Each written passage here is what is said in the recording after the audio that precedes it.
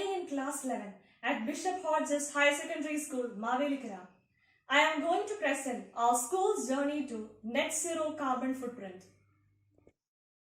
World is witnessing water quality crisis by rapid population growth, industrialization, food production practices, and poor water use strategies. As population increases, wastewater output also increases. In Kerala, 90% of all wastewater is discharged untreated directly into rivers, lakes and oceans. A report by United Nations Environment Programme UNEP indicate that 2 million tons of sewage, industrial and agricultural waste were discharged untreated directly into the waterways. The world is witnessing the loss of a child every 20 seconds due to water-related diseases. Vetiver planting is a green technology that leaves behind no carbon footprint. Simplicity, low cost and low maintenance were the main advantages of vetiver planting. This is our assurance, the assurance of the students of Bishop Hodges for protecting the water bodies of Alappuzha and popularizing the vetiver plantation in the community. Alappuzha is a district in Kerala blessed with a large number of rivers, backwaters and lagoons. We are upholding the message that the future demand for water cannot be met unless wastewater management is carried out. Vetiver is one of the most unique and best carbon sequestering plants. Studies shows that 4 mature vetiver plants would sequester the same amount of atmospheric carbon as one fast-growing poplar tree, the best of all trees for carbon sequestration. One carbon footprint would be negated by planting 50 to 60 vetiver plants.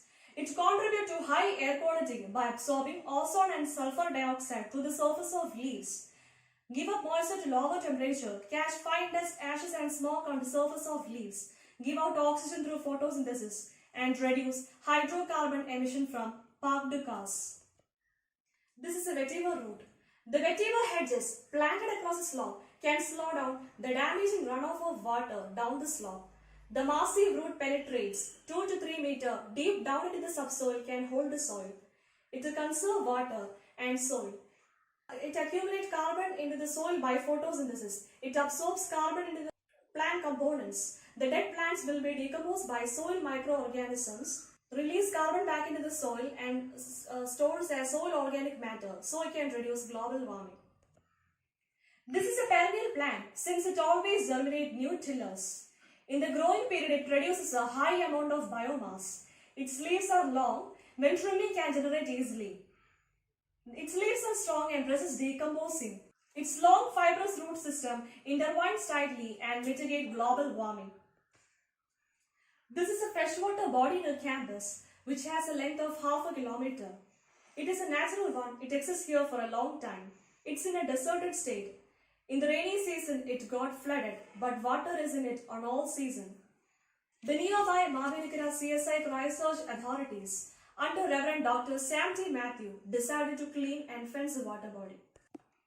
This is the incinerator, but a catering unit is used to dump things in the water body. The church cleaned the water body and fenced it with wire net. Our school also participated in the conservation of water body by planting 200 saplings of vetiver on either side of the bank.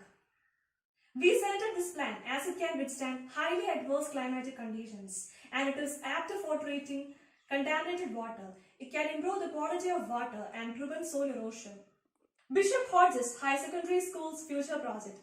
We would like to use this plant by growing it in floaters in the water bodies of Alappuzha, which add to beauty and conservation of water.